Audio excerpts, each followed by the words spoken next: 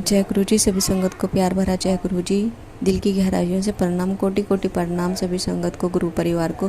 संगत जी, स्वागत है आपका सभी का गुरु जी महाराज के इस चैनल पर।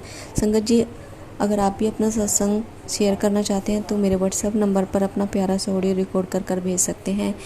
संगत जी, अगर आपने अभी तक चैनल को सब्सक्राइब नहीं किया तो प्लीज़ सब्सक्राइब कर लीजिए, बेल आइकन को प्रेस कर दीजिए ताकि गुरुजी की महिमा आपके पास पहुंच पाए और सबसे पहले आपके पास नोटिफिकेशन पहुंच जाए। संगत जी, आज गुरुजी महाराज की इतनी बड़ी बड़ी महिमा के बारे में आपको सुनने का अवसर मिलेगा।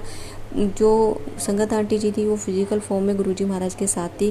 कैसे गुरुजी महाराज ने उनकी लाइफ में इतने बड़े बड़े चमत्कार किए हैं और कैसे गुरुजी महाराज ने उनको ब्लेस किया, उनके परिवार को ब्लेस किया है। संगत जी आज अंत तक आप सत्संग को सुने। सत्संग बहुत ही प्यारा है। और कैसे गुरुजी महाराज के चरणों में एक संगत आंटी जी ने पैसों का थैला ला के रख दिया था, कैसे गुरुजी महाराज ने अमृत वर्षा की थी वहाँ पर, और कैसे संगत जी गुरुजी महाराज के पीछे संगत आंटी जी जब खड़ी हुई कैसे उनका पूरा शरीर वाइब्रेट हो गया और गुरुजी महाराज ने उनको अपने सामने बुलाया, क्योंकि वो जो पावर थी वो संगत आंटी नहीं सहन कर पाती। कैसे गुरुजी महाराज ने तीसरी आंख से संगत आंटी जी को ब्लेस किया। तो संगत जी, आज सत्संग बहुत प्यारा है, तो अंत तक सुने, ज़्यादा से ज़्यादा शेयर करें, चैनल को सब्सक्राइब करें। ओम नमः शिवाय, शिव जी सदा साय। ओम नमः शिवाय, गुरु जी सदा साय। ओम नमः शिवाय, शिव जी सदा साय। ओम नमः शिवाय, गुरु जी सदा साय। जय गुरु जी। और गुरु जी की साथ संगत को मेरा कोटि कोटि प्रणाम। मैं आपको कुछ अपने बारे में थोड़ा सा बताऊंगी, सिर्फ इसलिए क्योंकि मैं आपको ये बताना चाहती हूँ कि मेरी को गुरु जी के साथ कैसे मेरा कनेक्शन बना। और मेरा बचपन में ही गुरु जी के साथ कनेक्शन था, बट गुरु जी मेरी जिंदगी में बाद में आए। तो मैं जब छोटी थी तो मेरे ऊपर मेरी नानी जी और मेरे दादाजी का बहुत इन्फ्लुएंस रहा। मेरे दादाजी जो थे वो भी बहुत मतलब पाठ पूजा करते थे, और वो ये कहते थे कि गुरु का होना आपकी जिंदगी में बहुत जरूरी है, बिना गुरु के आपकी गति नहीं हो सकती। तो वो क्या करते थे, वो उन्होंने बहुत बहुत जगह घूमे कि मुझे सही गुरु मिल जाए, और उन्होंने बहुत ढूंढ के और फाइनली राधा स्वामी जो सेक्ट है उसको ज्वाइन किया। जो मेरे नानी जी थे वो भी बहुत पूजा करते थे, पर वो सुबह 4 बजे उठ के और गुरु ग्रंथ साहब पढ़ते थे और गुरुद्वारे जाते थे। उनके भी गुरु थे, तो उनके गुरु से उनको नाम मिला हुआ था। अब दोनों में फर्क ये था कि जो मेरे नानी जी थे वो गुरु ग्रंथ साहिब को बहुत आदर सम्मान से, जैसे हम लोग करते हैं गुरुद्वारे में, ऐसे उनको मतलब उनको आदर सम्मान करते थे। जबकि जो मेरे दादाजी थे वो ये सोचते थे कि गुरु ग्रंथ साहिब जी एक किताब है जिसमें सारे गुरुओं की बानी है, उनकी सच्चाई लिखी हुई है, और जब हम उसको पढ़ते हैं तो हमें उस सच्चाई को अपने अंदर उतारना है। तो ये दोनों में ये फर्क था। तो क्योंकि मेरे ऊपर इन दोनों का बहुत असर था, तो मैं जब भी अपने दादाजी को मिलती थी तो मैं उनको कहती थी कि मुझे भी गुरु धारण करना है, आप मुझे भी गुरु धारण करवाओ। तो वो हमेशा कहते थे कि अच्छा ठीक है, मैं करवाऊंगा। जब मैं बड़ी हुई तो एक दिन वो तैयार हो गए कि चलो ठीक है, मतलब मैं तुमको गुरु से नाम दिलवाता हूँ। तो मेरी दादी जी ने उनको रोक दिया। उन्होंने बोला कि इसकी शादी अगर ऐसे घर में हो गई जहां वो इन चीजों को नहीं मानेंगे तो इसके लिए मुश्किल आ जाएगी। पर मुझे बड़ा बुरा लगा कि मेरे दादी जी ने मेरा काम बनते बनते बिगाड़ दिया। फिर मेरी शादी हुई तो ऐसे घर में शादी हुई जहाँ पे गुरु ग्रंथ साहिब जी को बहुत माना जाता था, पर उनको मतलब ये सोचा जाता था कि गुरु ग्रंथ साहिब के ऊपर कोई गुरु नहीं है, वही हमारे गुरु है, कोई भी आपको गुरु धारण करने की जरूरत नहीं है। तो ये एक और मेरे को एक चीज देखने को मिली, मतलब कि स्पिरिचुअलिटी का एक और एंगल देखने को मिला। ऐसे करते करते अब जब शादी होती है हम इतने अपनी जिंदगी में रूझ जाते हैं कि हमें सब कुछ भूल जाता है।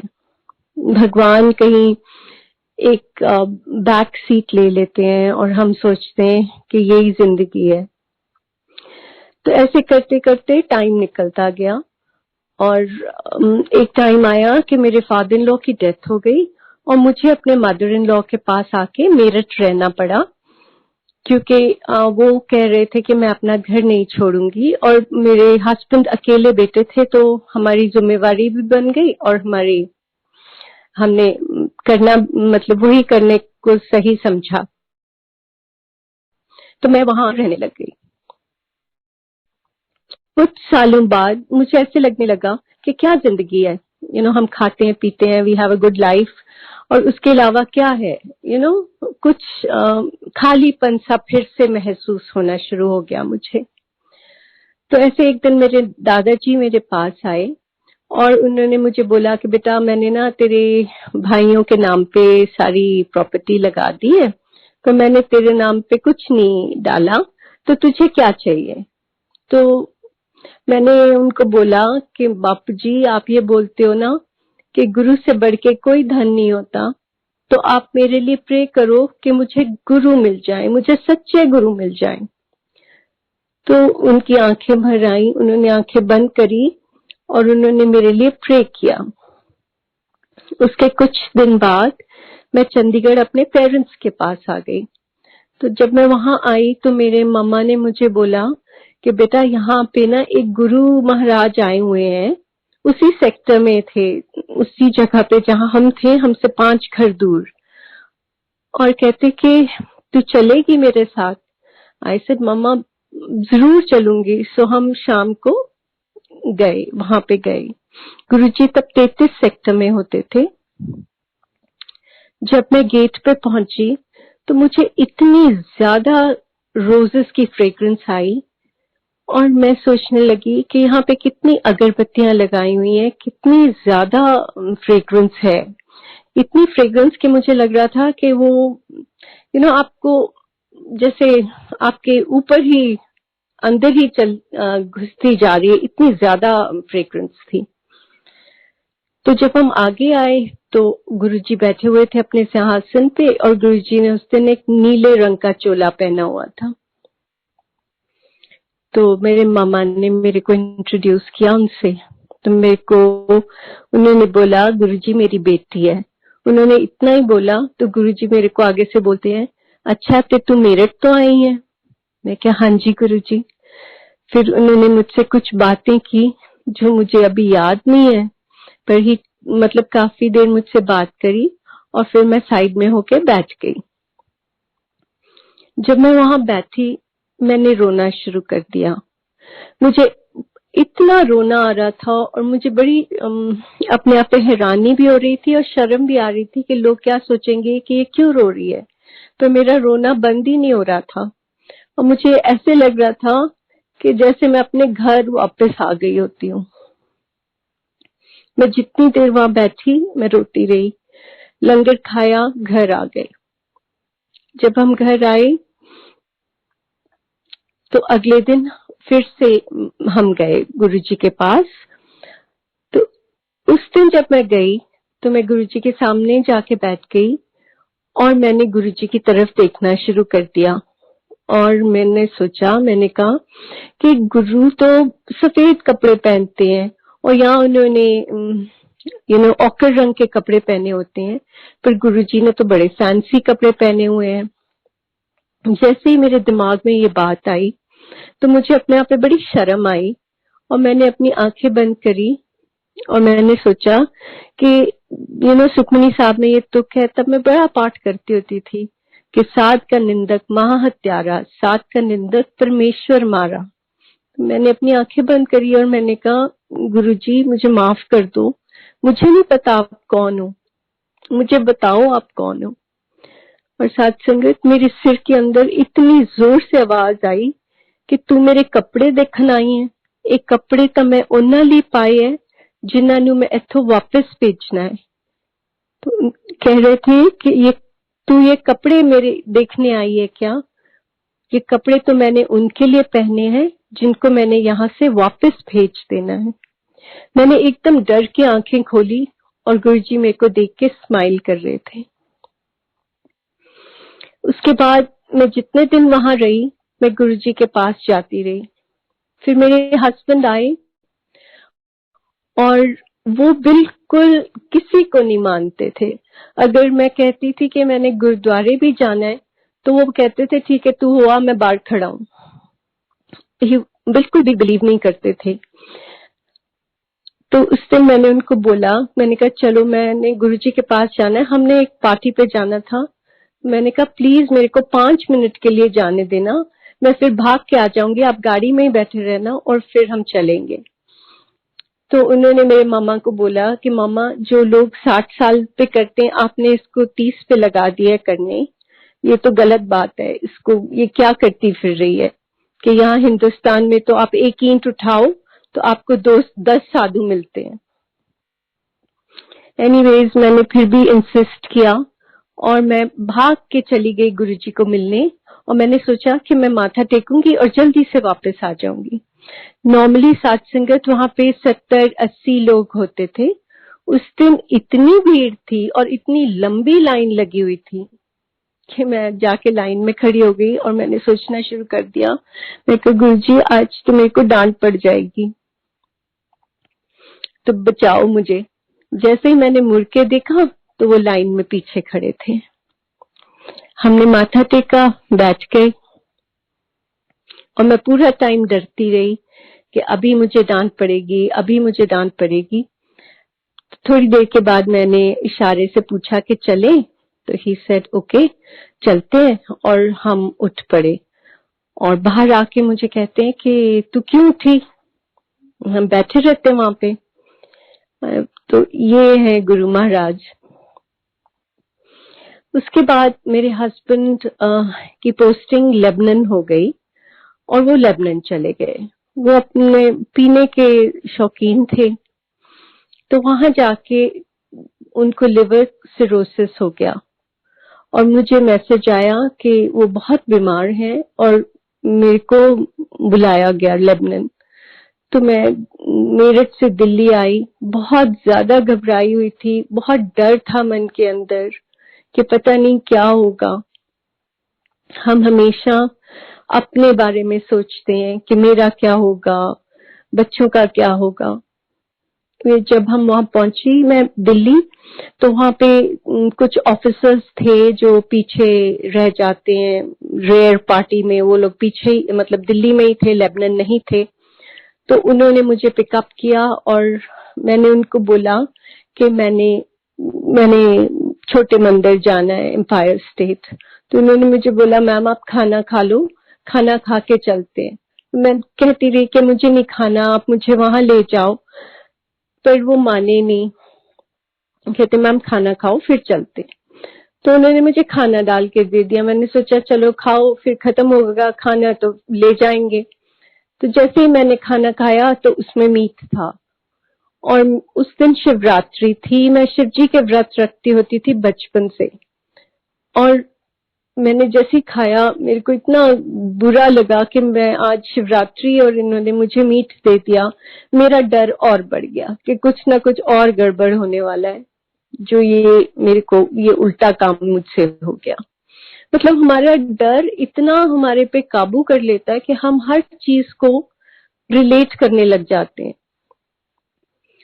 उसके बाद हम चले गए, और साथ संगत जी उस दिन जिस जगह मैं पता नहीं कितनी बार एम्पायर स्टेट मेरठ से गई थी, मुझे उस दिन एम्पायर स्टेट का छोटा मंदिर मिले ही ना। हम घूमते रहे और तब तक 12 बज गए रात के। जैसे ही हम पहुंचे तो वहां पे सुदामा थे जो गुरुजी को देखते होते थे, मतलब गुरुजी की सेवा करते थे। वो बाहर निकले, गुरुजी अपने कमरे में जा चुके थे। सुदामा जैसे ही बाहर आए तो मैंने उनको बोला सुदामा मुझे प्लीज गुरुजी से मिला दो। वो कहते बहन जी गुरुजी तो अपने कमरे में चले गए हैं। मैंने बड़ा इंसिस्ट किया, मैं कहा सुदामा मेरा मिलना बहुत जरूरी है, गुरुजी को मुझे मिला दो। उन्होंने मुझे बोला कि आप यहीं से माथा टेको बहन जी, और गुरुजी तो हर जगह है, गुरुजी तो सबकी सुनते हैं। तो सत्संगत मैं ये बताना चाहती हूँ कि देखो मेरा क्या एक्सपीरियंस था और सुदामा का क्या एक्सपीरियंस था। सुदामा के लिए गुरुजी हर जगह थे, पर मेरे लिए गुरुजी सिर्फ उस बॉडी में थे, उस जिस्म में थे कि मैं उनको नहीं मिलूंगी तो पता नहीं मेरे पे कृपा नहीं होगी। और मैं आपको एक चीज और बताना चाहती हूँ, मैं जब भी गुरुजी को मिलती थी ना, तो गुरुजी मुझे अपनी फोटो देते थे कि ये ले मेरा स्वरूप। और मैं जाके इतना डरती थी कि मेरे को कोई, मेरे इन-लॉज, मेरे मदर इन लॉ मुझे कुछ बोलेंगे कि ये क्या तू लगा के घूम रही है, कौन है ये। तो मैं वो जाके और एक फाइल में सारी फोटोएं रखती जाती थी। मुझमें इतनी हिम्मत नहीं थी कि मैं वो फोटो लगाऊं, और मैं अपने गुरु की इतनी बेअदबी करती थी कि मुझमें हिम्मत ही नहीं थी कि मैं बोलूं कि नहीं मैं तो लगाऊंगी ये फोटो, क्योंकि ये मेरे गुरु की का स्वरूप है। एनीवे, मैं वहां से लेबनान पहुंची तो मेरे को डॉक्टर्स ने बोला कि मतलब वो जिंदा नहीं रहेंगे 3 महीने से ज्यादा, और वो भी अगर लिवर ट्रांसप्लांट होगा तब वो जी पाएंगे। ये 2000 की बात है। तो उस टाइम पे लिवर ट्रांसप्लांट कोई आसान चीज नहीं था। इंडिया में तो होता ही नहीं था और अब्रॉड होता था, और बाहर जब होता था तो उसकी भी 2-2, 3-3 साल की वेटिंग थी कि आपको एनरोल करना पड़ता था, और फिर 2 साल या 3 साल रुकने के बाद आपको लिवर मतलब मिलता था एज एन ऑर्गन, कोई डोनेट करता था। तो ये तो हमारे लिए कि इम्पॉसिबिलिटी सी हो गई कि अब तो कुछ नहीं हो सकता। वहां से मैं इजराइल गई, क्योंकि वहां पे बहुत अच्छे डॉक्टर थे। वहां उनको मिल के आई, उन्होंने बोला ठीक है आप लेके आओ, मैं देखूंगा। मैं वापस आई और मैंने अपने हस्बैंड को बोला कि आप चलो, और उन्होंने रिफ्यूज कर दिया। वो कहते तुम लोग मेरे को छोड़ दो, कुछ नहीं, मेरे को नहीं जाना है कहीं पे। उसके बाद हम वहां से इंग्लैंड आ गए, क्योंकि इंग्लैंड एक और डॉक्टर थे। तो वहां पे पहुंचे, और इंग्लैंड में मेरे सिस्टर थे, उन्होंने बहुत बोला कि आप चलो उस डॉक्टर के पास। हम ले तो गए डॉक्टर के पास, और हमने जाके एडमिशन फीस वगैरह सब दे दिया, बट इन्होंने एडमिशन फीस देने के बाद रिफ्यूज कर दिया। कहते मैं नहीं जाता, मेरे को नहीं जाना कहीं, जो भी होगा देखा जाएगा, आई एम नॉट गोइंग। तो मैं ये बता रही हूँ कि मैं कितना ज्यादा उस टाइम पे तिल मिला रही थी, और मेरे अंदर इतना डर था कि मुझे लगता था कि आज ही कुछ ना कुछ हो जाएगा। उसके बाद हम इंडिया आ गए। इनकी फ्लाइट जो ऑफिशियल फ्लाइट थी वो मेरे से 1 दिन पहले थी, और मेरी उसके बाद थी। इसके बीच जब हम लेबनान में थे तो मेरे मदर गुरुजी के पास गए, और उन्होंने गुरुजी को बताया। तो गुरुजी ने उनको कुछ बोला कि ऐसे कर देना। जब मेरे हस्बैंड पहुंचे तो मेरे मदर ने उनको पिकअप किया, और मेरे मदर उनको लेके गुरुजी के पास चले गए। पहले तो वो गुरुजी के पास जा ही नहीं रहे थे। जब गए तो मेरे मदर ने मुझे बताया कि वो पीछे बैठ गए जाके, और बहुत उल्टा सीधा बोलना शुरू कर दिया। उन्होंने बोला कि ये कहाँ पे मम्मा मेरे को ले आए हो, मैं थका हुआ हूँ, आई एम सो टायर्ड, और आप मुझे इतना तंग कर रहे हो, और ये क्या कर देगा, है ना। मतलब इतनी रूडली कि यहाँ पे कोई क्या कर सकता है, कोई कुछ नहीं कर सकता, आप पता नहीं किस पखंड में पड़े हुए हो, पता नहीं क्या क्या। और मेरे मामा उनको बोले कि प्लीज चुप कर जाओ, पर वो सुने ही ना। पर गुरुजी ने उनको अपने हाथ से प्रसाद दिया, अपने हाथ से लंगर दिया, और इन्होंने लंगर नहीं खाया। वापस आ गए ये लोग घर। अगले दिन मैं गई गुरुजी के पास, और मैं गुरुजी के पास बैठ के और रोने लग गई, और मेरे में इतनी हिम्मत नहीं थी कि मैं गुरुजी को कुछ बोलूं। तो मेरे मामा ने मुझे बोला तू बोल, तू क्यों नहीं बोल दी। फिर मैं गुरुजी के पास गई, और मैंने कहा गुरुजी ब्लेस कर दो, लाल जी ने ब्लेस कर दो। मेरे और मुंह से कुछ निकले ही ना। तो गुरुजी ने मुझे जोर से बोला नास्तिक है, मैं की कर सकना है दिलई। मैं इतनी बात ही सुन के फिर अपने पीछे होके बैठ गई और मैं रोती रही। फिर मेरी मम्मा ने बोला, गुरुजी वो नास्तिक है पर ये तो ਤੁਹਾਡੀ पत्नी है ना। गुरुजी ने मेरी तरफ देखा और मेरे को बोला, इधर आ। मैं जैसे ही गुरुजी के पास गई, गुरुजी ने मेरे को कुछ बोला करने के लिए, जो मैंने किया।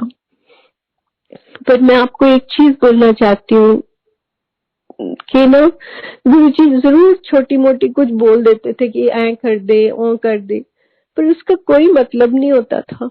वो तो सिर्फ हम जो दुनियावी लोग थे, हम समझ ही नहीं पाते थे उनकी कृपा को या उनके कितनी मेहर थी, कि हमको लगता था कि ये करवा दिया, ये ना जैसे वो पंडित कहते हैं ऐसे कर दे वैसे कर दे। तो गुरुजी हमको उस तरफ लगा देते थे कि हम पहचान न सके कि गुरुजी भगवान है या गुरुजी परमात्मा है। एनीवेज, उसके बाद मैं गुरुजी के पास जाती रही। सबसे पहले मेरा डर जाना शुरू हो गया, मैं अंदर से शांत होनी शुरू हो गई। मुझे ऐसे लगने लगा कि कुछ नहीं होगा, गुरुजी है, अपने आप सब कुछ ठीक हो जाएगा। एक दिन ऐसे ही, तब हम दिल्ली में ही थे, तो मैं हर रोज गुरुजी के पास जाती थी। एक दिन ऐसे ही मैं गुरुजी के पास से वापस गई। तब ये हम लोग टेंट्स में थे, वहां पे टेंट्स थे जिनमें हम रह रहे थे दिल्ली में। तो जैसे ही हम गए तो रात को मैं सो गई जाके।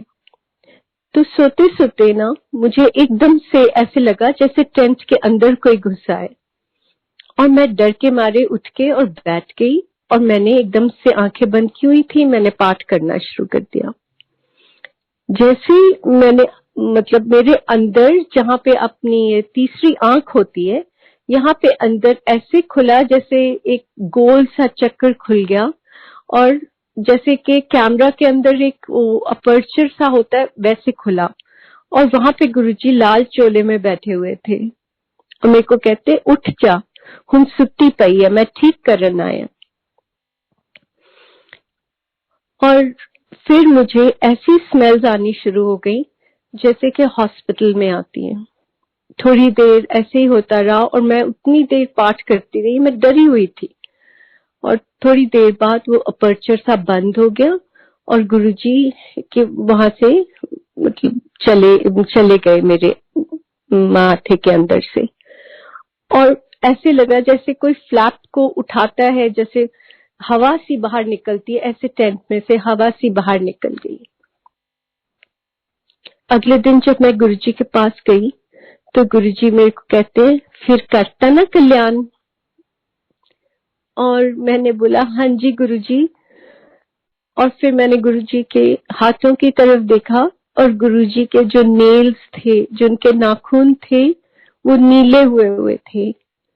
उस दिन मुझे समझ आया कि मेरे गुरु ने मेरी इच्छा पूरी करने के लिए अपने ऊपर कितना कुछ अपने ऊपर ले लिया। उस दिन मैंने मन में सोचा कि मैंने बहुत गलत किया है और मैं आगे से गुरुजी से कुछ नहीं मांगूंगी कि गुरुजी मुझे माफ कर दो कि मैंने अपनी सेल्फिशनेस के कारण मैंने आपको इतना दुख दिया।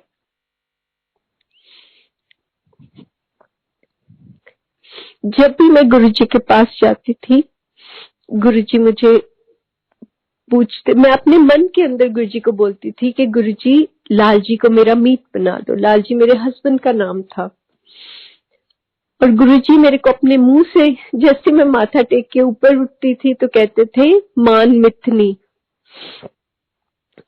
और नेक्स्ट उनका डायलॉग मुझे होता था, की हाल है मानदा? So I would say, ठीक है गुरुजी। He would say, पी रहा है? And I would say, हाँ जी गुरुजी। And he would say, पीन दे। तो ये हमारा हमेशा का गुरुजी का और मेरा यही बात होती थी। और मेरे में इतनी हिम्मत नहीं होती थी कि मैं गुरुजी को और कुछ पूछूं या बोलूं। बड़े लोग वहां पे थे जो गुरुजी के पास बैठ के और गुरुजी को उनके हाथ पकड़ के और उनसे हंस हंस के बातें करते थे और उनसे पूछते थे कि गुरुजी आप कैसे हो, किवें हो, की हो रहा, या मेरे को ये दुख है। मेरे में इतनी हिम्मत ही नहीं होती थी कि मैं गुरुजी को कुछ बोल लूं। जो वो मुझे पूछते थे मैं उसका जवाब दे देती थी और मैं चुप से बैठ जाती थी। ऐसे करते करते मेरे हस्बैंड को थोड़ा सा गुरुजी पे यकीन होना शुरू हो गया। उनकी तबीयत बहुत बेहतर होनी शुरू हो गई। जितने भी इनके टेस्ट के रिजल्ट्स थे जो बहुत बहुत ज्यादा खराब थे वो ठीक होने शुरू हो गए।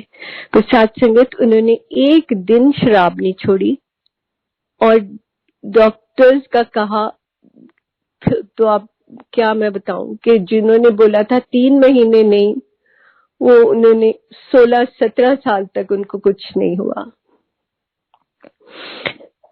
तो एक दिन ऐसे ही मैं और मेरे हस्बैंड गुरुजी के पास आए। उस दिन गुरुजी सैर करके वापस आए थे और आके वहां पे एक साइड बोर्ड सा पड़ा होता था छोटे मंदिर में, गुरुजी उसके ऊपर बैठे हुए थे। जैसे ही हमने माथा टेका और मेरे हस्बैंड ने माथा टेका तो गुरुजी ने अपना हाथ हवा में किया और प्रसाद ऐसे ऊपर से लिया और मेरे हस्बैंड को दे दिया और उन्होंने खा लिया। तो साथ संगत जी ये देखो कि जिसने बिल्कुल गुरुजी को ना माना हो, गुरुजी को यहाँ तक कि इतना भला भला बुरा पता नहीं क्या कुछ नहीं बोला, गुरुजी ने उनको कितना ब्लेस किया। तो गुरुजी तो एक मेहर का दरिया थे जो बस बह जाते थे, ये नहीं देखते थे कि हमारे क्या कर्म है, हम डिजर्विंग है या नहीं डिजर्विंग है। ऐसे कई चीजें हुई जो मैं आपको बता ही नहीं सकती। मैं अब आपको ये बताना चाहूंगी कि अगर गुरुजी के साथ आप जुड़ते थे ना, तो जो भी आपके साथ जुड़ा होता था गुरुजी की मेहर उस पर भी हो जाती थी। ऐसी मेरी कुछ फ्रेंड्स थी, कॉलीग्स थी, जो जिनके साथ मैं गुरुजी की कई बार बात कर देती थी। जब भी कोई दुखी होता था तो मैं उनको बोलती थी कि ऐसे मेरे गुरुजी हैं, आप उनके पास चले जाओ, आप पे मेहर हो जाएगी। तो ऐसी एक लड़की थी जिसकी अपने हस्बैंड के साथ बिल्कुल नहीं बनती थी। मतलब उसके हस्बैंड उसको बड़ा इल ट्रीट करते थे, बहुत ही ज्यादा, यहाँ तक कि पुलिस तक बात पहुंच जाती थी कई बारी। और वो बहुत ही अच्छी लड़की थी। तो मैंने ऐसी इन सब लड़कियों को एक बार बोला, तो क्योंकि ये गुरुजी की बातें सुनती रहती थी तो इन्होंने एक बार बोला कि मैम हमको भी लेके चलो ना गुरुजी के पास। तो हम 2-3 ऐसे वैन्स लेके और गुरुजी के पास चले गए। जैसे ही मैं गई तो ये सब पीछे थे, तो मैंने माथा टेका तो गुरुजी कहते अच्छा फिर तू आज ट्रक भर के ले आई। मैं क्या हाँ जी गुरुजी। तो जैसे ये लड़कियों को मैं बड़ा सिखा के लेके गई थी कि गुरुजी से जो चाहिए ना तुम मांग लेना, गुरुजी पूरा कर देते। तो मैंने विमी को तो खास बोला था, ये लड़की जो बहुत दुखी थी, कि तू गुरुजी से मांग लेना। और ये बड़ी साईं भक्त थी। तो जैसे इसने माथा टेका, माथा टेक के और गुरुजी जैसे इसने सिर ऊपर किया तो गुरुजी कहते मंग की मंगती है। तो इस लड़की ने अपना सिर हिलाया और कोने में बैठ के अपनी आंखें बंद कर ली। जितनी देर वहां बैठी रही इसकी आंखें बंद रही। जब लंगर खा के हाथ धोने के लिए हम बाहर निकले तो मैंने कहा विमी तूने क्यों नहीं कुछ बोला, गुरुजी ने तुझे खुद पूछा तूने क्यों नहीं बोला। कहती मैम मुझे तो वहां पे गुरुजी दिखे ही नहीं, मुझे तो साईं बाबा दिख रहे थे। वो कहती मेरा मुंह ही नहीं खुल रहा था, मैं क्या मांगती। प्रसाद संगत गुरुजी ने उसको इतना ब्लेस किया कि वो वहां से छोड़ के चली गई अपने पेरेंट्स के पास और अब वो बहुत अच्छी जिंदगी जी रही है। उसको एक और जीवन साथी मिला और बहुत खुश है वो लड़की अब। ऐसी एक टीचर थी जिन्होंने गुरुजी को अपने मन में बोला कि मैं अपना इंस्टीट्यूट खोलना चाहती हूँ और मैं मतलब कमाना चाहती हूँ अच्छे से। तो उसका इतने अच्छे से अब इंस्टीट्यूट चलता है। जिसने वहां पे जो जो बोला उसका गुरुजी ने पूरा किया। ऐसी एक और लड़की थी। मैं आपको ये बोलना चाह रही हूँ कि गुरुजी ने अपना चोला छोड़ दिया, उसके बाद भी जिसके पास मैंने गुरुजी की बात करी, जिसके पास नहीं भी करी, वो आगे पीछे गुरुजी से जुड़ता ही गया। कहीं ना कहीं से उसने गुरुजी के बारे में सुना और वो जुड़ा, चाहे मैंने ना भी बताया हो। तो गुरुजी की कृपा सिर्फ हम तक ही नहीं होती, गुरुजी की कृपा हमारे आसपास, हमारे पूरे स्फीयर में हो जाती है। ऐसी एक और लड़की थी जिसने गुरुजी को नहीं देखा था, क्योंकि गुरुजी ने अपना चोला तब तक छोड़ दिया था। तो ये मेरा ख्याल है 2016 की बात है, 16 की, हाँ जी। तो मेरे घर में सत्संग था और ये लड़की का मुझे पता लगा कि ये बहुत बहुत अपसेट है, क्योंकि इसका बेटा था 6 साल का, उसके हाथ में होल था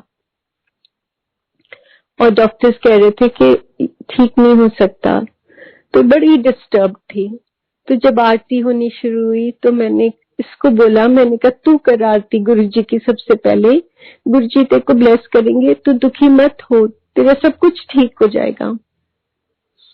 तो इस लड़के का पीजीआई में ऑपरेशन था और ये बड़ा गुरुजी को प्रे करने लग गई। तो जिस दिन ऑपरेशन था इसने मुझे बताया, कहती मैम मैं और मेरा बेटा बाहर बैठे हुए थे डॉक्टर के, और डॉक्टर ने मतलब सारे टेस्ट कर लिए थे एंड दे सेड कि ऑपरेशन तो होगा ही होगा। तो जैसे ही कहती है कि हम दोनों बैठे हुए थे डरे हुए, और कहती कि डॉक्टर अंदर से बाहर आए और मुझे बोला अच्छा अब आप 15 मिनट में अंदर आ जाना, फिर इसको प्रिपेयर करके हम करते।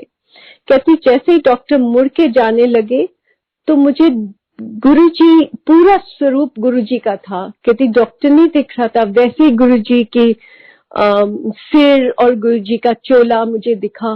और कहती मैं रोते रोते, मेरी आंखों में आंसू थे पर मन में खुशी थी कि गुरुजी आ गए, अब सब कुछ ठीक हो जाएगा। जब वो अंदर गए उन्होंने फिर से कुछ मतलब उसके कुछ टेस्ट करने थे। तो जब उन्होंने देखा तो उन्होंने बोला कि ये तो सब कुछ ठीक सा हो गया है, कुछ है नहीं, लग नहीं रहा है। फिर से वो उसको ले गए, उसके सारे टेस्ट फिर से हुए और साथ संगत उनको कोई प्रॉब्लम नहीं दिखी, बच्चा बिल्कुल ठीक हो गया। तो ये है गुरुजी की मेहर। मैं आपको कुछ और ऐसी बताऊंगी जो दूसरों के साथ हुई, और मैं वहां पे थी उस टाइम, मैं प्रेजेंट थी तो मैंने भी देखी। ऐसे ही हम एक बार छोटे मंदिर में बैठे हुए थे गुरुजी के पास, तो एक लेडी आई, वो 60-70 साल के बीच की उनकी उम्र होगी। तो वो आई और उन्होंने, शायद वो पहली बार गुरुजी के पास आई थी, तो एक हाथ में उनके ना बड़ा सा पैकेट था। उन्होंने वो पैकेट लाके गुरुजी के पांव में रखा और आगे होके गुरुजी को कुछ बोला। तो गुरुजी ने भी आगे होके सुनने लगे कि क्या बोल रही है। तो जैसे ही वो उन्होंने बोला तो गुरुजी को गुस्सा आ गया और गुरुजी ने पांव मारा उस पैकेट को। कहते तू मैनू पैसे देना ही है, जा चली जा इत्थों। और जैसे ही गुरुजी ने ऐसे बोला, साथ संगत पूरे उस कमरे में ऐसे वर्षा होने लग गई अमृत की, और जितने गुरुजी के स्वरूप लगे हुए थे सब में से अमृत बहना शुरू हो गया और सब ने वो अमृत को चखा, और इतना उसका अच्छी बहुत ही अच्छी फ्रेग्रेंस थी और इतना स्वाद था कि मैं बता नहीं सकती। तो ये थे अपने गुरुजी। ऐसे एक बार लोग वहां पे ना मिठाई ले आते थे कई बार, तो ऐसे ही कोई छैना मुर्गी का डब्बा लेके गुरुजी के पास आया और गुरुजी सारी मिठाई ना लोगों में बांट देते थे, जितनी भी संगत बैठी होती थी उसमें बांट देते थे। तो वो जब मिठाई का डब्बा लेके आए तो एक ही छैना मुर्गी का डब्बा था और वो डब्बा गुरुजी के हाथ में था, गुरुजी के छोटे छोटे सुंदर सुंदर हाथ, और जैसे ही गुरुजी देते थे भर भर के देते थे। तो आपके दो बड़े हाथों में, मतलब हमारे हाथों में भी वो एक हाथ का दिया हुआ प्रसाद पूरा नहीं आता था, गिरता होता था। इतने मुश्किल से हम संभालते थे और मुंह हाथों की को करके और उसको खाते थे ताकि कम हो जाए और गिरे ना। तो ऐसे गुरुजी ने प्रसाद देना शुरू कर दिया। तो उस दिन अबाउट 80 लोग होंगे और मैं सोचूं, मैंने कहा ये तो प्रसाद नहीं पूरा आता, ये तो मेरी तो बारी नहीं आती लगती, क्योंकि ये खत्म हो जाना है। गुरुजी थोड़ी सी देर हो, वो डब्बे का ढक्कन लगाएं, उसको हिलाएं और फिर देना शुरू कर दे उस डब्बे से। तो ऐसे ही वहां पे एक आंटी खड़ी थी, उन्होंने ऐसे करके ना आगे होके तो देखना शुरू कर दिया डब्बे की तरफ कि गुरुजी ये क्या कर रहे हैं। तो गुरुजी ने क्या, परा हो जा, क्यों देखती है तू। और फिर गुरुजी ने वो प्रसाद सबको बांटा। ऐसे ही साथ संगत जी, एक बारी गुरुजी के मैं सिंहासन के पीछे खड़ी थी। तो जैसे ही मैं वहां खड़ी थी, मेरे को इतनी ज्यादा वाइब्रेशन फील हुई कि मुझे ऐसे लग रहा था जैसे धरती हिल रही है, और धरती नहीं हिल रही है, मेरी पूरी बॉडी उस वाइब्रेशन के साथ वाइब्रेट कर रही है। और मैंने सोचा, मैंने कहा क्या हो रहा है मेरे साथ आज, तो गुरुजी ने मेरी तरफ देखा और मैंने कहते अगे आ जा, उत्थे ना खड़ी हो। मतलब गुरुजी की जो एनर्जी थी वो इतनी स्ट्रॉन्ग थी कि मैं उसको अपने अंदर समाने की मुझ में शक्ति नहीं थी। और गुरुजी ने मुझे बोला तू आगे आ जा। ऐसे बहुत बहुत देखने को मिला गुरुजी की मेहर हर एक पे इतनी देखने को मिली कि मैं बता नहीं सकती कि गुरुजी भगवान थे, पर हमें कभी ये बात समझ नहीं आई। हम यही सोचते रहे कि गुरुजी हैं, हमारे गुरुजी हैं, हम कोई भी प्रॉब्लम अब हम पे नहीं आ सकती क्योंकि गुरुजी उसे संभाल लेंगे। सत्संगत में एक चीज और आपको बताना चाहूंगी कि गुरुजी मोस्टली किसी को नहीं बोलते थे कि तुम ये करो या वो करो। गुरुजी को कोई भी कुछ पूछता था तो ये कहते थे खुश रहा करो, ऐश कर, जा ऐश कर। और मुझे लगता था कि अगर मुझे नाम नहीं मिलेगा ना तो मैं कैसे इस भवजल से पार होंगी। और मेरे को ये लगता है गुरुजी तो नाम देते नहीं, तो अब मैं क्या करूं। तो मेरे को जहां पता लगता था ना कि कोई पहुंचे हुए संत है तो मैं वहां पहुंच जाती थी नाम लेने। मैंने कोई नहीं छोड़ा, बट अल्टीमेटली मुझे यही पता लगा कि मैं कुछ कर लूं, मुझे कुछ भी मैं करती जाऊं, मुझसे कुछ नहीं हो पाएगा। ये मेरे गुरु की मेहर ही है जो मुझे बदल देगी या मेरे को।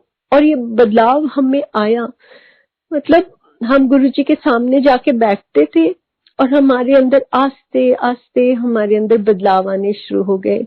ना वैर, ना विरोध, ना कोई हमारे साथ बुरा भी कर दे तो हमारे मन के अंदर उसके लिए बुरा नहीं आता था।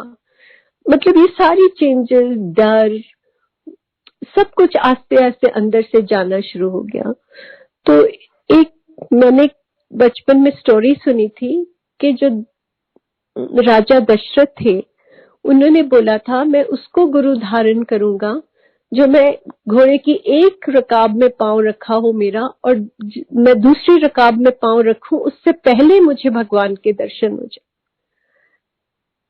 तो वो थे हमारे गुरु। मतलब ये शक्ति थी उनकी कि आपके कर्म कोई मायने नहीं रखते थे, कितने अच्छे या कितने बुरे कर्म हमने किए हो, अगर हमारे गुरु की हमारे पे मेहर है ना तो वो कर्म का कोई मायने नहीं। ऐसे ही सत्संग में बताती हूँ कि हमारे अंदर कितनी ईगो होती है, अहम हमारे अंदर कितना ज्यादा होता है। जब हम गुरुजी के पास जाते थे पहले पहले तो गुरुजी देखते थे कि गुरुजी की संगत कई बारी उनके पांव दबा रही होती थी, तो मुझे लगता था गुरुजी कहीं मुझे ना बोल दें पांव दबाने को, नहीं तो जितनी मुझे जानती संगत है पंजाब से वो क्या कहेगी, है ना। तो मतलब क्या है हम, आप देखो हम क्या चीज है। और मुझे एक टाइम आया कि मैं खुद मन के अंदर बोलती थी कि गुरुजी प्लीज मैनू भी सेवा दे दो, मैं थोड़े चरण दबाने हैं, मैनू प्लीज ये सेवा दे दो। ऐसे ही गुरुजी कई बारी मैं देखती थी कि गुरुजी के सामने आके कई संगत दंडवत प्रणाम करती थी और मुझे लगता था कि क्यों करते हैं, है ना। इनके अंदर गुरुजी के लिए प्यार है, रिस्पेक्ट है, तो वो ऐसे दिखाने की जरूरत थोड़ी ना है दुनिया को। पर मैं एक टाइम आया कि मैं गुरुजी के आगे दंडवत प्रणाम करती होती थी, क्योंकि मुझे अपने गुरु के लिए इतना मेरे अंदर प्यार जागना शुरू हो गया कि मेरे अंदर से वो मेरा अहम खत्म होना शुरू हो गया। ऐसे गुरुजी जब बोलते थे खड़े हो जा, शॉर्ट सुनाई, पहले मेरे को डर लगता था कि मैं की बोलूंगी, मैंने गुरुजी खड़ा कर देंगे तो मैंने तो बोलना ही नहीं आएगा। पर हम नहीं बोलते, ये गुरुजी बोलते हमारे अंदर से। सत्संगत, गुरुजी ने जब अपना चोला छोड़ा, वो वेडनेसडे को मेरा ख्याल है चोला छोड़ा उन्होंने, उससे जो पहले सैटरडे था मैं गुरुजी के दर्शन करने गई थी। उस दिन जब मैं गुरुजी के पास पहुंची तो पता नहीं क्यों मेरे को उस दिन रोना ही आई जाए, मैं पीछे बैठ के रोती रही।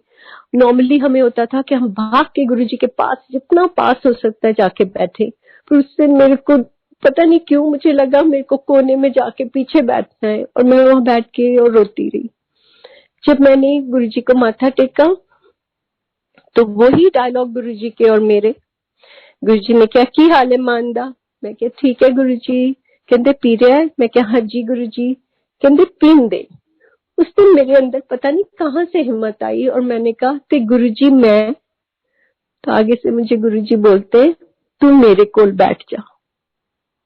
मैंने सोचा पता नहीं गुरुजी मैंने की कह रहे हैं, क्यों मेरे को ऐसे बोल रहे हैं। एनीवेज मैंने ध्यान नहीं दिया। और सत्संग जब भी हम गुरुजी के सामने बैठते थे, मतलब गुरुजी के दरबार में होते थे, और गुरुजी लंगर के बाद सबको बोलते थे चल जा ऐसे हाथ करके, और सबको मतलब इशारा करके बोलते थे जाओ।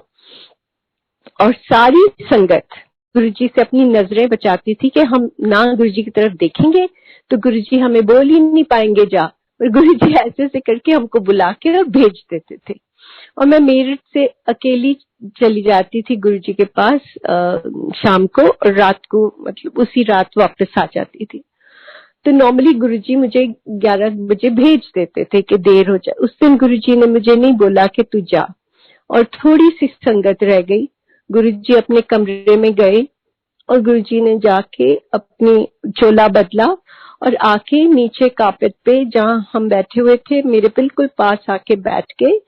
और बिल्कुल उस दिन गुरुजी बड़े उदास से थे, शांत से थे, पर हमें किसी को कुछ समझ नहीं आया। चाहे गुरुजी बोलते थे कि मैं चले जाना है, मैं पंजाब चले जाना है, मैं तो चले जाना है, मैं दिल्ली दी संगत दे कोलों चले जाना है।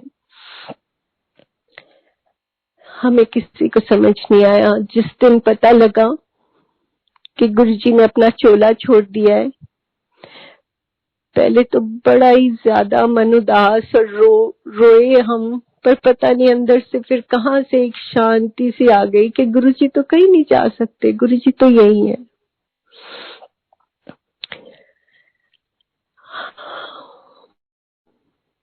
और फिर गुरुजी के संस्कार पे भी मुझे बिल्कुल रोना नहीं आया, पता नहीं क्यों नहीं आया। मैं बस चुप से ऐसे ही बैठी रही वहां पे।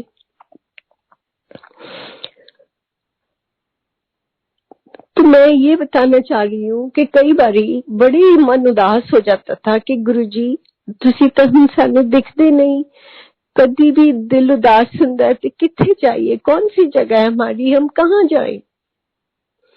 पर समहाउ मन के अंदर एक भरोसा सा भी था कि गुरुजी तो है। तो ऐसे ही मैं आपको बताना चाहती हूँ कि 2-3 इंसिडेंट्स जो मेरे साथ हुए गुरुजी का चोला छोड़ने के बाद, जो बड़े प्रोफाउंड है।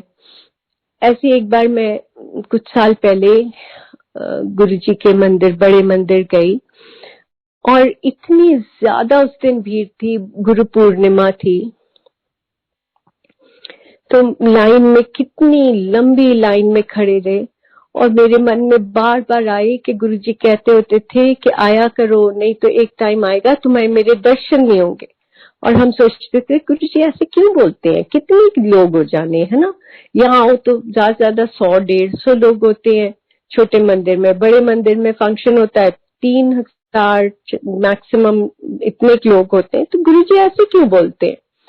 तो यही हमारी मूर्खताइयां थी कि हमें यही नहीं पता था कि क्या होने वाला है गुरुजी के बाद, कि गुरुजी के मुंह से निकले हुए तो हर शब्द पूरा होता है। तो मैं लाइन में खड़ी रही और जब तक मेरा टर्न आई तो मैं अंदर गई, तो उन्होंने मेरे को माथा भी नहीं टेकने दिया। ऑब्वियसली इतनी संगत होती है तो सेवादार भी क्या करें, तो हाथ से करें, जल्दी करो निकलो। तो जैसे ही मैं वहां से निकली, मैंने गुरुजी की देखा, गुरुजी के स्वरूप की तरफ, और मैंने बोला, मैं क्या गुरुजी हुण मैं तुहाडे कोल नहीं आ सकदी, मैं तो इत्थे कोई खड़ा भी नहीं होने दिंदा तुहाडे कोल, मैं इत्थे की आना है, हुण तुसी मेरे कोल आया करो, मैं नहीं आना। और जैसे ही मैं बाहर निकली तो एक सेवादार पता नहीं कहाँ से आए और मुझे बोलते हैं, आंटी आपने अंदर बैठना है, आ जाओ मैं आपको बिठाऊं। और जो वहां पे वो रस्सी सी लगी होती है उन्होंने हटाया और मेरे को बिल्कुल गुरुजी के वो जगह के सामने बिठा दिया। और मैं वहां बैठ के और मैं सोचती रही कि गुरु महाराज तुसी तो मेरी छोटी तो छोटी अरदास भी सुन लेंदे हो, तो मैं किस तरह सोच सकती है कि मैं अकेली है, या मैनू अगर मेरे मन के अंदर कभी ये सवाल आता भी है तो वो कितना गलत सवाल है। ऐसे ही जी एक बार मैंने एक हॉलिडे पे जाना था और मैंने गाड़ी भी खरीदनी थी, तो मैंने क्या किया कि एक एजेंसी है दिल्ली में, उनको पैसे भेज दिए, उनका मुझे मतलब उन्होंने मुझे कांटेक्ट किया और मैंने उनको पैसे भेज दिए। मैंने सोचा जब तक मैं हॉलिडे से वापस आऊंगी तो मेरी गाड़ी आई होगी तो मुझे मुश्किल नहीं होगी। तो इनको मैंने पैसे भेज दिए एजेंसी को। मैं वापस आ गई हॉलिडे से, 2 महीने निकल गए उसके बाद भी, और ये गाड़ी ना दे, टाल मटोल करी जाए। और फिर फाइनली मुझे पता लगा कि ये तो फ्रॉड है, कंपनी फ्रॉड है। तो मैंने बड़ा कोशिश करी इनको, मतलब भाई ईमेल्स लिखी, बहुत तरीके से कॉल किया, मेरे कॉल्स उठाने बंद कर दिए। फाइनली मुझे ये पुलिस में रिपोर्ट करनी पड़ी और मैंने जाके पुलिस के जो हाईएस्ट ऑफिशियल्स होते हैं उनको मैं मिली, कोई कांटेक्ट थे उनके थ्रू, बहुत उनके भी क्लोज थे और हमारे भी, तो मैं उनको मिलके आई। उन्होंने बोला कि हम देख लेंगे, मतलब कोई फिक्र की बात नहीं है, आपके सारे पैसे वापस आ जाएंगे। पर इन स्पाइट ऑफ दैट आपको पता है कि वो सिस्टम कैसे वर्क करता है कि नीचे के लोग कम ही सुनते हैं अपने सीनियर ऑफिसर्स के भी बातें, तो वो कुछ ना कुछ बहाने बनते जाएं। फाइनली मैंने एफआईआर भी करवा दी और एफआईआर करवाने के बाद मैंने सोचा चलो अब भूल जाओ, ये तो पैसे गए, बट दैट्स ओके, क्या कर सकते हैं, पैसे ही हैं, कोई नहीं, अब जो भी होगा देखा जाएगा, इट्स ऑल राइट, है ना। तो ये मैंने सोच के उस बात को छोड़ दिया। पर बच्चे मुझे बहुत मजाक उड़ाया करें और हंसा करें कि मामा आप तो बड़ी बिना सोचे काम करते हो, और ऐसे थोड़ी होता, आज की दुनिया में आपको सोच के काम करने चाहिए। और मेरी son in law was in Delhi, तो वो मेरे साथ एफआईआर करवाने भी गए और वो सबसे ज्यादा मुझे ना ऐसे ही बोल दिया करें। तो एक दिन वो आए हुए थे और उन्होंने मुझे बोला, अच्छा फिर मम्मा आपको मिल गए पैसे, बड़ा मतलब जैसे आदमी दूसरे को मजाक करके बोलता है।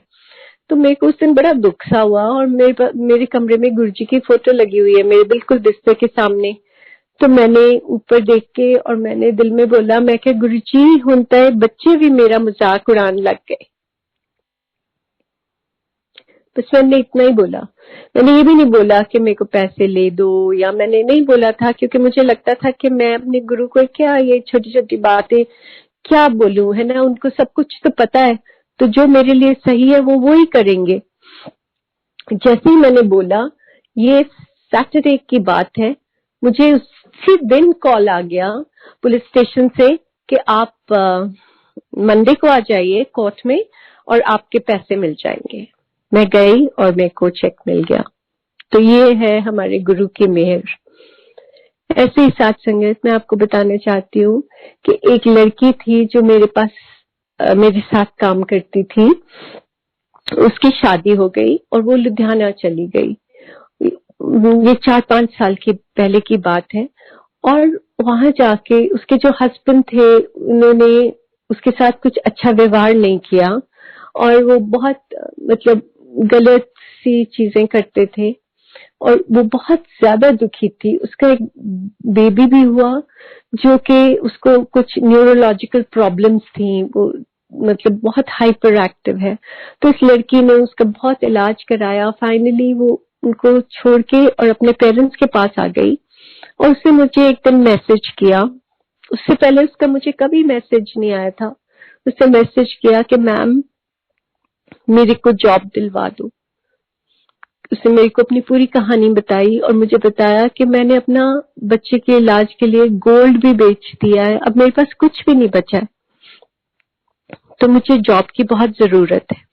तो मैंने उसको बोला कि बेटा I am no longer in contact, मतलब मेरे को कोई कांटेक्ट नहीं है जिसको मैं बोलूं कि तेरे को जॉब दिला दे, तो गॉड विल हेल्प यू, पर तू देख क्या कर सकती है।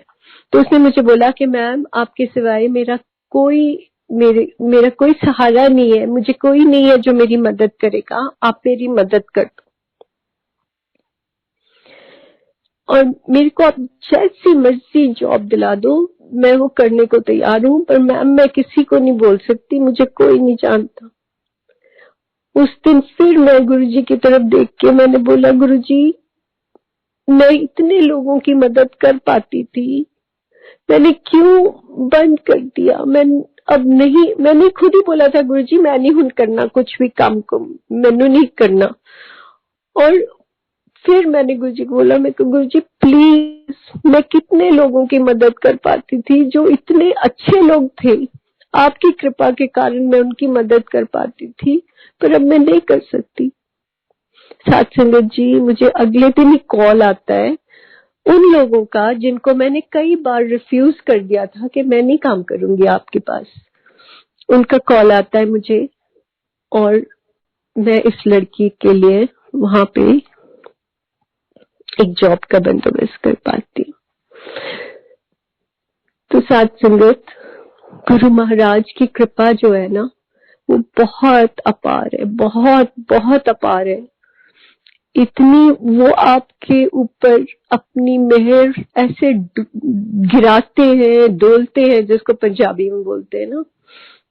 आप चाहे उसके लायक हो ना हो, गुरु महाराज आपके पास और आपके साथ हमेशा होते। एक बार हम गुरु महाराज के साथ जुड़ जाएं, हमें कोई जिंदगी का कोई फिक्र नहीं करने की जरूरत। इस जिंदगी को तो छोड़िए, हमें आगे की जिंदगी का भी, इस जिंदगी के पार का भी सोचने की जरूरत नहीं है। पर मैं एक ही बात बोलूंगी कि गुरु महाराज को हमारे सारे दुख, हमारी सब खुशियां, हमारे अंदर क्या है सब पता है। वो सिर्फ एक ही बात बोलते थे कि अच्छे अच्छे कर्म करो, किसी का बुरा ना करो, किसी दे लिए बुरा ना बोलो। हम इतना ही कर लेना, वो ही बहुत है। गुरु महाराज की कृपा आप सब पे रहे। गुरुजी सब ते मेहर करन। गुरुजी बहुत बहुत अपार ने। गुरुजी परमात्मा ने, ये चीज हम सिर्फ अपने अंदर महसूस कर सकते हैं। तो अगर हम कुछ मांगे गुरुजी से तो यही मांगे कि गुरुजी तुसी मैनू अपनी कृपा दा पात्र बना के रखो, मैनू इन्ना मांझ दियो कि मैं थोड़े लायक बन सका, जो हम नहीं बन सकते, सिर्फ उनकी मेहर हो तो हम बन सकते हैं। जय गुरु जी। मेरा नाम रोमा है और आशा करती हूँ आप सबने श्रद्धा भाव के साथ अंत तक सुना होगा। अभी हम गुरुजी महाराज का मंत्र जाप करेंगे। ओम नमः शिवाय, शिवजी सदा साय, ओम नमः शिवाय, गुरुजी सदा साय, ओम नमः शिवाय, शिवजी सदा साय, ओम नमः शिवाय, गुरुजी सदा साय। संगत जी कुछ गलती हो गई प्लीज क्षमा करना। प्रणाम, कोटि कोटि प्रणाम मेरे गुरुजी महाराज के चरणों में। जय गुरुजी, लव यू गुरुजी।